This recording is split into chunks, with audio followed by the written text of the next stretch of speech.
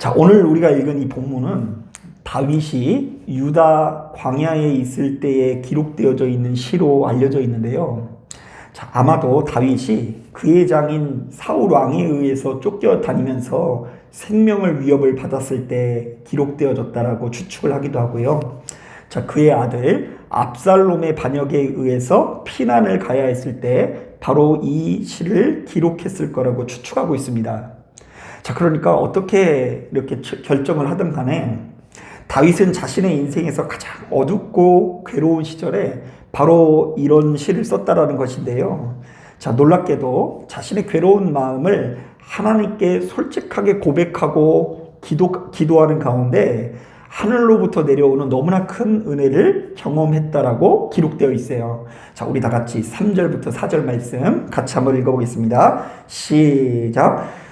주의 인자하심이 생명보다 나음으로 내 입술이 주를 찬양할 것이라. 이러므로 나의 평생에 주를 송축하며 주의 이름으로 말미암아 나의 손을 들리리이다. 이게 무슨 소리예요? 다윗이 이 기도를 시작할 때만 해도 별로 상태가 좋지 않았거든요. 자, 하나님의 얼굴을 바라보면서 간절히 기도하는 중에 그 마음이 그 와중에 새롭게 변화되기 시작했다라는 이야기입니다.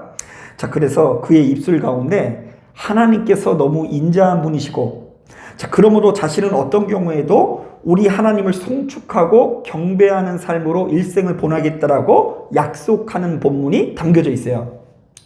자, 그런데 본문을 묵상하다 보니 우리의 눈에 유독 강하게 들어오는 것이 있는데요. 자, 그것은 바로 다윗이 기도했다라는 장소입니다. 자, 64장 3장 2절을 보니까 다윗은 지금 어디에서 주를 봤다라고 이야기하죠? 예, 성소에서 주를 봤다라고 표현하는 것이 인상 깊은데요. 사실 이스라엘 백성들에게 이 성소는 굉장히 중요한 의미가 있는데요. 자, 왜냐하면 이 성소라는 말은 본래 하나님께서 당신의 백성들에게 거하기 위해서 친히 택하신 장소라는 의미가 있기 때문입니다. 사실 여러분, 우리들에게는 하나님께서 무소부재의 하나님이라는 어떤 신앙의 고백이 있죠. 자, 그러니까 하나님께서 존재하지 않는 곳은 없고 어디에나 존재하신다라는 신앙의 고백을 가지고 있어요. 자, 그러니 엄연히 따졌을 때요, 여러분 지금도요, 굳이 교회를 안 나와도요, 가정에서 예배를 드려도 하나님께서 그 장소에 계신다 안 계신다? 근데 여러분 왜 나왔어요? 하나님께서 어디에나 계신다라는 믿음이 우리 안에 있는데, 자, 그러나 바로 이 시편이 쓰여졌을 때만 해도 그렇게 생각하는 사람들이 거의 없었어요. 자, 우리가 하나님을 만나기 위해서는 그분께서 거하시는 장소, 즉 성소에 나아가야만 만날 수 있다라고 생각했습니다. 자, 그러니까 하나님께서는 거룩하신 분이니까 아무데나 거하시는 것이 아니라 거룩한 장소에 거룩한 모습을 하고 계시기 때문에, 자, 우리도 역시 하나님을 만나기 위해서는 바로 그 거룩한 장소에 가서 거룩한 모습을 하고 있어야 된다고 생각했어요. 자, 그래서 그들의 역사 가운데 항상 성소는 특정 장소로 정해져 있었는데요. 자, 최초의 성소는 당연히 성막이 최초로 세워진 시내산이 최초의 성소였고요. 자, 가나안 땅에 들어간 이후에는 세겜, 길갈, 베델, 실로라는 것이 성소가 되었고요. 다윗 때부터는 오로지 예루살렘 성만이 성소로 인정을 받게 됩니다.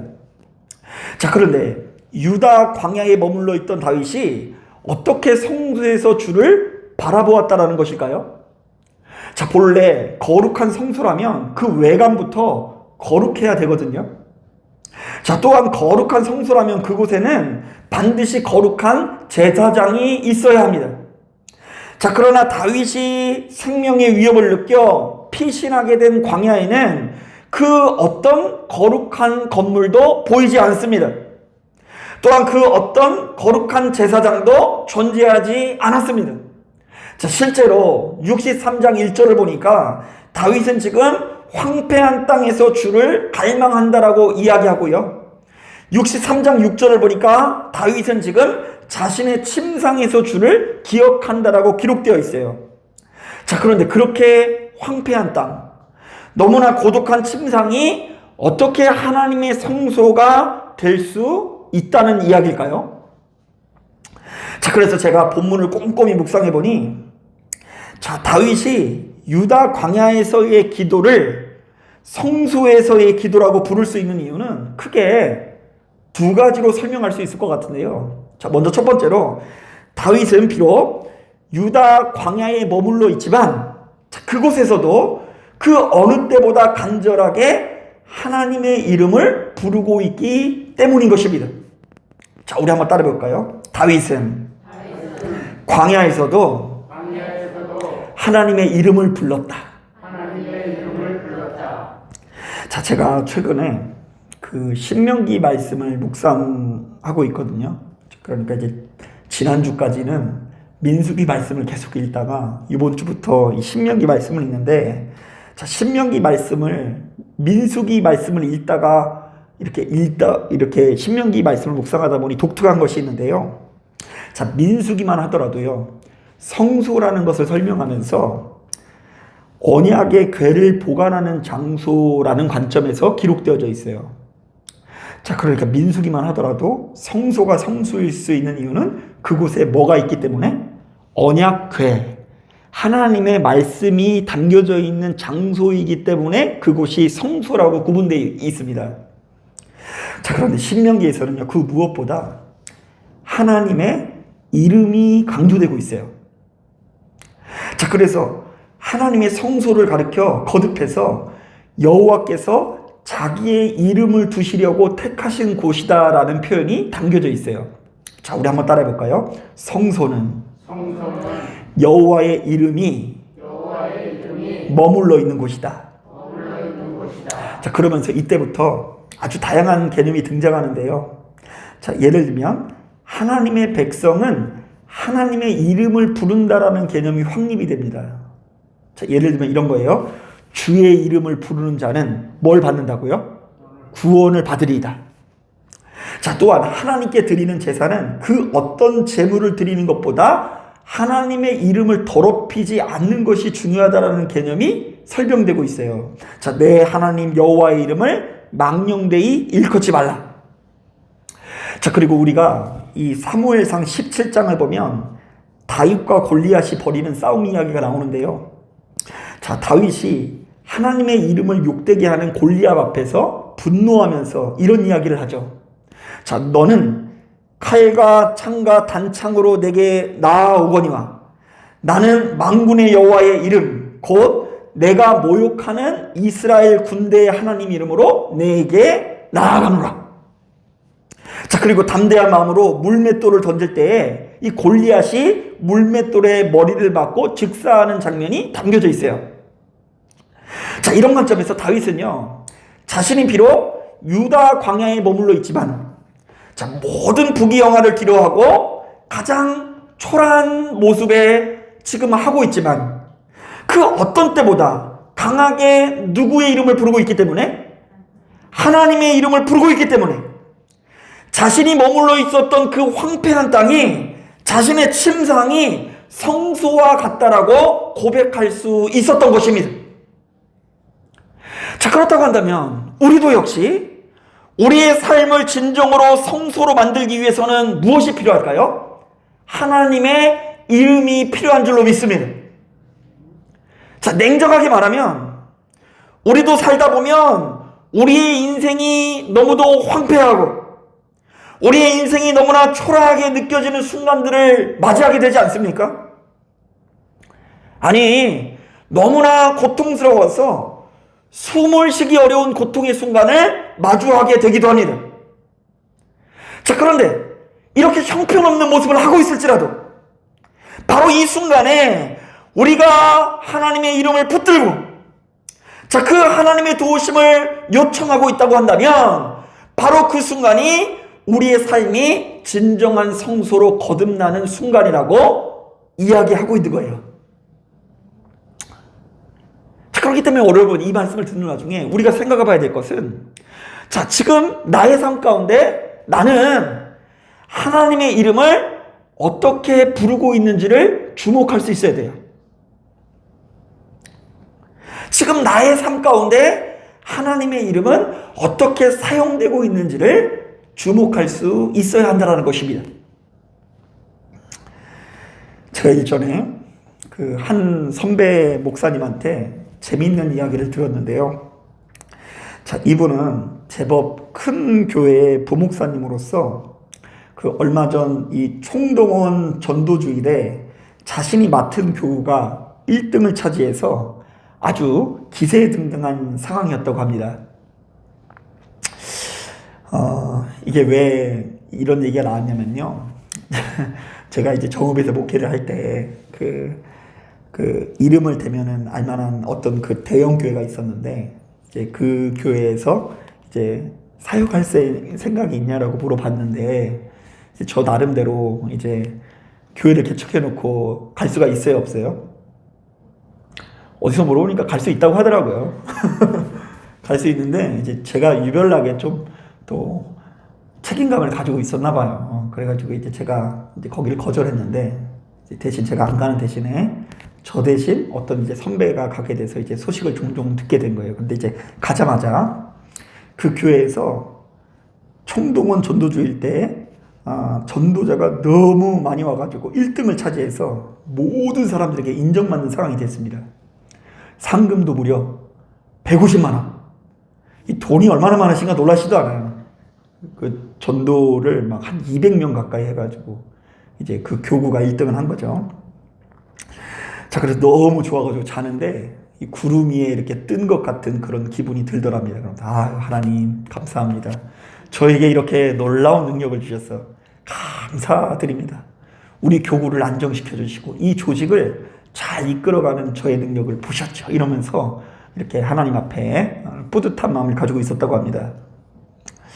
자, 그런데 이런 와중에 이 선배 목사님의 눈에 유독 클로즈업 되는 것이 있었는데요. 자, 자신의 지갑에 넣어둔 현금이 왠지 모르게 조금씩 줄어드는 것 같아서 고민하고 있었는데, 아무리 봐도 이런 일을 할 사람이 아내밖에 없더랍니다.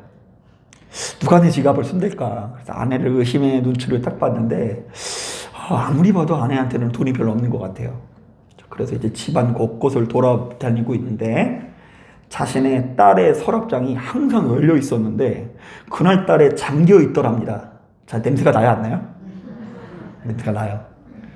그래서 이상함을 느낀 목사님께서 그 서랍장을 따서 보았더니 그 가운데 아니나 다를까 만원짜리가 꽤 이렇게 축적돼 있더랍니다. 그러니까 이 딸이 머리가 얼마나 좋은지 한 번에 훔쳐가면은 티가 나니까 조금씩 해가지고 거기에 쌓아놔가지고 돈이 꽤 많이 있는 거예요. 자, 직감적으로 바로 그 돈이 자신의 지갑에 있던 돈인 줄 알았던 거예요. 자, 그러니까 딸이 지갑에 손을 대서 도둑질을 했다라는 생각에 조금 속상한 마음이 들기도 하지만, 그래도 딸과 이대로 지나갈 수는 없고 이야기를 좀 해보고 싶어서 고민하다가 기도하면서 딸에게 좀 추궁을 하기 시작했습니다. 얘야, 너 서랍장에 돈 있는 거 아빠가 봤다? 아빠는 괜찮으니까 솔직하게 말해주렴. 여러분, 이 목사님이 화를 냈을까요? 아니면 자상하게 얘기했을까요? 네, 자상하게 얘기해야죠. 이럴 때는 막 이를 악물고 자상하게 얘기하겠다. 도대체 그 돈이 어디서 났니? 그래서 솔직하게 얘기만 하면은 이제 다 해결이 되는데, 그랬더니 그 딸이 세상에 주워왔다라고 이게 돈을 이렇게 주워왔대요. 너무 말이 안 되는 변명에 조금씩 화가 난 목사님이 이 추궁을 하니까, 이제 나중에 딸이 왜 아빠 나를 못 믿어주는 거야? 이렇게 이야기하더니 나중에 이렇게 이야기하더랍니다. 내가 하나님께 맹세코 이 돈을 주었어. 자, 그런데 이분이 그 이전까지는 이런저런 이야기를 하다가 누구의 이름으로 맹세한다는 얘기를 듣고 하나님의 이름으로 맹세를 한다는 얘기를 듣고 갑자기 마음이 철렁 내려앉더래요. 그래서 이거 더 이상 얘기를 하면 안 되겠다 싶어서 말을 안 하고 밤새 잠을 못 이루다가 다음날 새벽 예배를 출근했는데, 그렇게 그 새벽 예배 가운데 눈물이 나더랍니다. 자신은 지금껏 총동원 전도주일에서 1등한 것을 도취되어가지고 기세등등했는데, 자신의 딸이 거짓말을 정당화시키기 위해서 누구의 이름을 파는 모습을 보고요. 하나님의 이름을 파는 모습을 보면서 하나님께서 자신의 진짜 실력을 확인시켜 준다는 생각에 철저히 회개했다라는 이야기를 들은 적이 있어요. 이게 갑자기 생각이 나더라고요. 여러분, 예수 믿는 우리들이 부자가 되지 않아도 괜찮습니다. 자, 예수 믿는 우리들이 출세와 성공을 거두지 않아도 상관은 없습니다. 자, 우리가 거하고 있는 땅이 도리어 황폐하고 초라한 땅일 수도 있습니다. 모든 사람들에게 인정받지 못하고 지금 나는 친구 하나도 없이 고독한 인생을 살아가고 있을 수 있어요. 자, 그러나 어떠한 경우에도 하나님을 믿는 우리들이 놓치지 않고 꼭 붙들어야 하는 것이 있는데, 그것은 바로 우리 하나님의 이름인 줄로 믿습니다. 이런 관점에서 우리 인생 중에 하나님의 이름을 붙들지 않고 거룩해질 수 있는 방법은 없다라는 것을 기억해야 됩니다. 또한 우리의 인생 중에 하나님의 이름을 경홀히 여기면서까지, 하나님의 이름을 더럽히면서까지 얻게 되는 재물이나 성공은 더 이상 아름다운 것이 아니라는 것에 대한 믿음이 있어야 하는 거예요. 사랑하는 여러분, 이 땅에서 하나님께서 창조하신 성소에서 살아간다는 것은 바로 그렇게 하나님의 이름에 더 높은 가치를 부여하는 것에서부터 시작됩니다. 성공이 아니라, 물질이 아니라 하나님의 이름이어야 하는 것입니다. 그래서 여러분, 황폐하고 초라할지라도 하나님의 이름을 부르는 침상이, 사막이, 광야가, 모든 것이 풍부해도 하나님의 이름 없는 성읍보다도 더 아름다운 장소가 되는 것입니다. 자, 그래서 저는 여러분, 이 시간 가운데 여러분들이 다른 어떤 것보다 하나님의 이름을 부를 수 있는 것 자체가 큰 은혜 되기 원합니다. 내가 하나님의 이름을 부를 수 있는 것이 큰 복이구나. 자, 그래서 시간이 흐를수록 수시로 하나님의 이름을 부르는 역사가 나타나는 것, 그게 우리의 가정이 성소로 변화되고 있다는 증거인 줄로 믿습니다. 자, 그런가 하면 두 번째로, 이 다윗은 비록 유다 광야에 머물러 있지만 그곳에서도 그 어떤 때보다 강렬한 하나님의 은혜를 경험하고 받았기 때문에 광야를 성소라고 부를 수 있었습니다. 자, 한번 따라해 볼까요? 다윗은 하나님께 받은 것이 있었다. 자, 오늘 우리가 읽은 본문을 보면 바로 그것을 자세히 알 수 있는데요. 자, 63장 1절을 보니까 기도를 시작할 때만 해도 물이 없어 마르고 황폐한 땅에서 기도한 다윗이 기도한 중에 어떤 은혜를 경험했다고 하죠? 3절 4절을 보니까 하나님께서 인자하시고 이렇게 연약한 나를 너무나 아끼고 사랑하신다는 걸 깨닫게 되었다고 하죠. 자, 5절을 보니까 골수와 기름진 것을 먹은 것 같은 뭐가 있었다고요? 만족함이 있었다라고 이야기합니다. 자, 그래서 결론이 뭔지 아세요? 11절 말씀 같이 한번 읽어보겠습니다. 시작. 왕은 하나님을 즐거워하리니 주께 맹세한 자마다 자랑할 것이나 거짓말하는 자의 입은 막히리로다. 자, 자신은 지금 하나님으로 인해 뭘 한다고요? 즐거워한다면서 룰루랄라 하면서 콧노래를 부르고 있습니다. 자, 이렇듯 우리의 삶이 진정한 성수가 되기 위해서는 그 무엇보다 우리의 삶 가운데 하나님께서 주시는 공급함의 힘이 있어야 한다는 것입니다. 자, 제가 아까 전에 신명기 말씀을 읽고 있다 그랬죠. 자, 그런데 신명기를 묵상하다 보니 유독 주다라는 동사가 자주 나와서 세어보니 무려 167번이나 등장하더라고요. 제가 틀릴 수도 있어요. 제가 세어보기로는 167번이에요. 진짜 쓸데없죠. 지하에서 막 그거 주다가 몇 번 나왔는지 그 원어상으로 한번 찾아보고. 자, 그런데 놀랍게도 이 167번 중에 제가 세보기로는 131번의 주어가 하나님입니다. 자, 모세는 바로 이 신명기 말씀을 통해서 하나님께서 우리에게 좋은 것을 주시는 하나님이라는 메시지를 담고 있더라고요. 그것도 그렇게 보이더라고요. 보다 보니까. 자, 이에 반해서 또 생각나는 게 있는데요.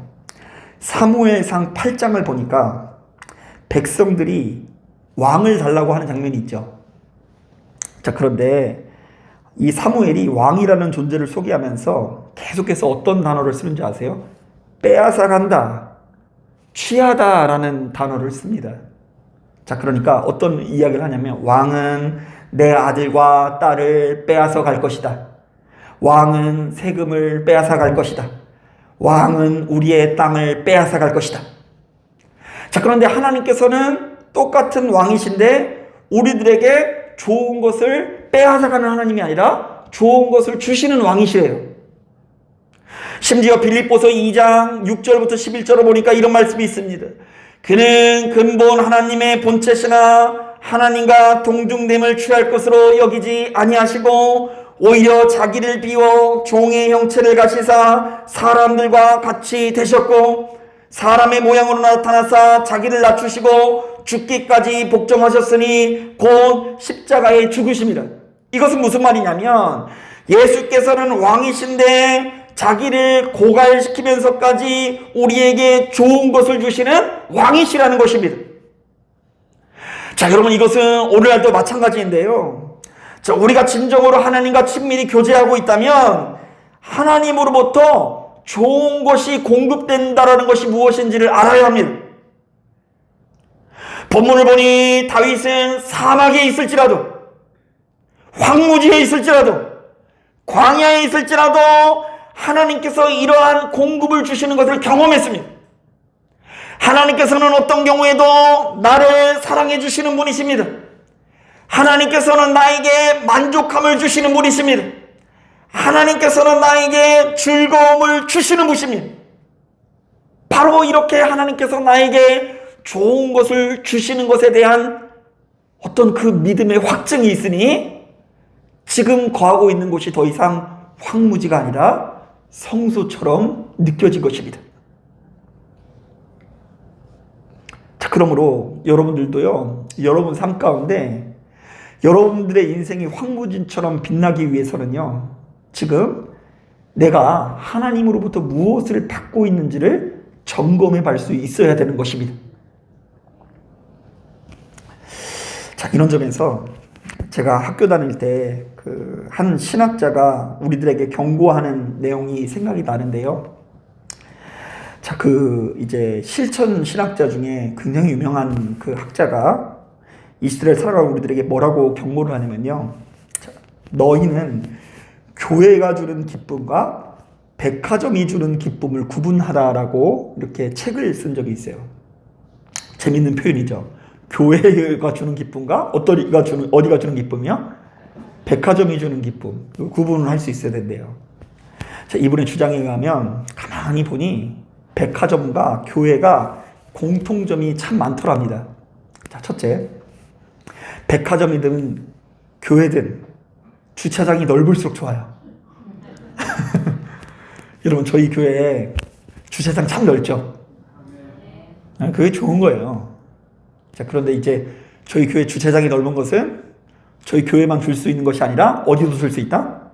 네, 백화점도 쓸 수 있다. 자, 그리고 두 번째, 다채로운 문화 행사, 친밀하고 촘촘한 인간관계, 돈으로 인한 권세. 백화점에서 누가 제일 인정받는 줄 아세요? 아니요.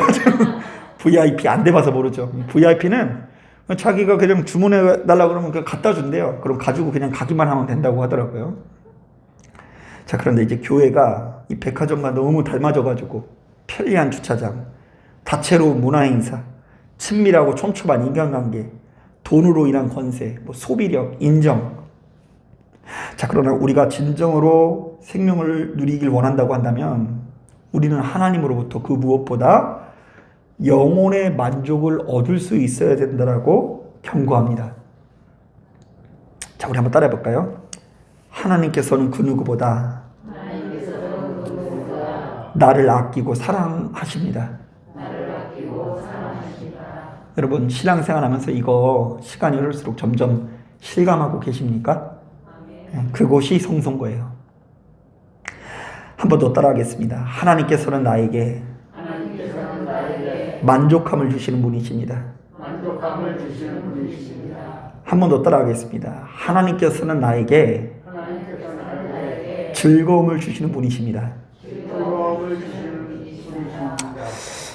여러분 겉으로 볼 때 티가 날지는 모르겠지만 사실은 저는 일찍부터 부르심을 받고 목회를 하는 중에 목회하는 중에 생긴 상처들이 생각보다 굉장히 많은 사람입니다. 자, 사람으로 인한 상처, 그리고 내 자신에 대한 실망, 두려움, 그리고 허망함, 고독함, 그리고 도망가고 싶은 마음, 그 모든 것들이 쌓여져서 흰머리가 나는 것 같아요.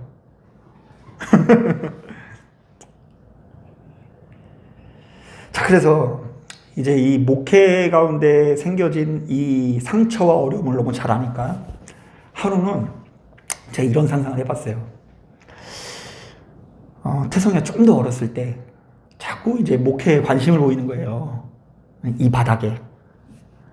아빠, 목사가 되면 뭐가 좋아? 목사가 되면 뭐가 좋아? 뭐 이렇게 물어봐가지고 제가 이제 이런저런 얘기하면서 왜? 너 목사 되게? 그러니까 아니 뭐 그런 건 아니고 뭐 이렇게 얘기하는데 벌써 되고 싶다라는 말처럼 느껴져요. 자, 그래서 제가 곰곰이 한번 생각해 봤어요. 이 태성이가 목회를 한다 그러면 나는 어떨까? 물론 영광스러운 것도 있어요. 우리가 이제 가문이 이제 3대에 걸쳐서 목회를 하는 제사장 가문이구나. 뭐 제사장이 어디 있어요? 다 제사장이지. 왕 같은 제사장 아니겠습니까? 주님의 이름을 부름 받고. 자, 그런데 제가 이제 만약에 태성이가 목회를 한다고 한다면 조금 더 늦게 하라는 말도 좀 하고 싶고, 그리고 목회를 할 때 하더라도 단독 목회를 조금 빨리 시작하지 말고 조금 어느 정도 연륜이 쌓여서 하라는 이야기를 좀 해주고 싶다라는 생각이 들 정도로 이 목회 가운데 생겨져 있는 상처가 어떤 자국이 없지는 않아요. 마냥 건강한 사람이라고 이야기하기 어려울 정도로 제 나름대로는 모든 사람들이 고생을 하지만 나름대로 고생의 흔적이 있는 것 같아요. 내면에. 자, 그런데 이 모든 내면의 아픔과 상처와 수고가요, 최근 들어서는 마냥 아프지만은 않고요, 내가 하나님의 부르심을 받는 과정에서 반드시 필요한 과정이었다라는 그런 고백이 나와요. 이 모든 것들이 하나님의 이름을 부를 수 있다는 것이 얼마나 큰 복인지를 알게 하는 과정이구나. 사람한테 좀 뒤어봐야 하나님이 좋으신 분이라는 걸 좀 알 수 있어요. 그리고 여러분, 돈도요, 꽉 쥐고 움켜쥐고 있을 때, 성공했을 때는 하나님이 좋은 줄 몰라요. 왜요? 하나님보다 더 좋은 돈이 있기 때문이에요. 돈 많으면요, 여러분, 교회에 올 필요가 없어요. 백화점만 가면은요, VIP가 되고 막 문 열어준다니까요. 여러분, 돈 많으면은요, 은행도요, 가면 줄 쓰지 않고 기다리지 않아도 되는 거 아세요? 그렇다고 해요. 돈 많으면은 뭐 세상에서는 VIP예요. 그러나 돈이 잃고 나면, 명예와 인기를 잃고 나면 그제서 어떤 면에서는 우리가 더 하나님께서 얼마나 좋으신 분인지를 알 수 있는 길이 열리게 되는 거더라고요. 여러분, 하나님께서 참 좋으신 분인 것을 믿는 것이 우리의 인생을 성소로 만드는 비결입니다. 겉으로는 하나님을 믿는 듯 보이는 사람들 너무 많아요. 다 믿어요. 교회 얼마나 많은지 모르세요. 옥구공원 가서 딱 보면 보이는 거 죄다 십자가밖에 없다니까. 십자가 다 많아요. 자, 그런데 교회를 다닌다고 해서 성소된 삶을 살아가는 것이 아니라, 교회를 다니면서도 세상 즐거움이 좋고 사람과의 즐거움이 좋고 돈이 좋고 물질이 좋은 사람들은요, 성소된 삶을 살 수가 없어요. 교회는 하나의 취미 생활에 불과하기 마련인 것입니다. 그런데 하나님이 좋은 분이라는 것을 아는 사람이 모든 것을 뒤로하고 하나님의 이름을 부르러 가는 법을 배워요. 시키지 않아도. 지금 다윗이 그러잖아요. 6절 말씀 한번 이름접에서 한번 읽어보세요. 먼저 63장 1절 한번 읽어볼게요. 시작. 하나님이여 주는 나의 하나님이시라. 내가 간절히 주를 찾되 물이 없어 마르고 황폐한 땅에서 내 영혼이 주를 갈망하며 내 육체가 주를 앙모하나이다. 어떤 땅에서요? 어떤 땅? 황폐한 땅. 황폐한 땅에서 주를 어떻게 한다고요? 갈망하고 내 육체가 주를 어떻게 한다고요? 앙모한다. 지금 배반당했어요. 생명의 위협을 느껴요. 이 가운데 모든 것이 황폐한 그 광야가 보이는데 이게 내 인생처럼 느껴지는 상황이에요. 이 가운데 내 영혼이 누구를 갈망한다고요? 네, 주를 갈망한다. 자, 6절도 한번 읽어볼게요. 시작. 내가 나의 침상에서 주를 기억하며 새벽에 주의 말씀을 작은 소리로 읊조릴 때 하오리니. 자, 크게 기도도 못해요? 크게 기도하면 죽음을 당할 수 있으니까 몰래 주님 하면서 기도하는데 제가 봤을 때는 다윗이 많이 울었을 것 같아. 자기 아들이 자기를 배반했으니까. 생명을 위협을 느끼니까. 자, 그런데 그렇게 눈물을 흘리면서 그 침상에서 주를 기억하는데 이 고백 안에는 하나님께서 내 인생에 가장 좋으신 하나님이라는 고백이 담겨 있는 거예요. 나에게 만족을 주시는 분, 즐거움을 주시는 분, 나를 실망시키지 않고 영원한 행복을 주시는 분은 그래도 누구밖에 없다? 하나님밖에 없다. 자, 이것이 바로 광야가 성소가 되는 비결입니다. 자, 그러므로 여러분, 이 각박한 세상 가운데 여러 가지 모자라고 부족하게 느껴질 수 있어요. 돈도 부족하고 사랑도 부족하고 그리고 내게 있는 능력도 부족하고 거울에 비친 나의 모습은 너무나 못난이 중에 못난이 같다는 생각이 들 수 있습니다. 자, 그런데 그럼에도 불구하고 하나님께서 내 인생에 참 좋은 분이라는 것을 기억하고 그것을 간직하면서 수시로 하나님의 이름을 부를 때 하나님께서 그 기도를 반드시 받아주실 줄로 믿습니다. 자, 기도하겠습니다.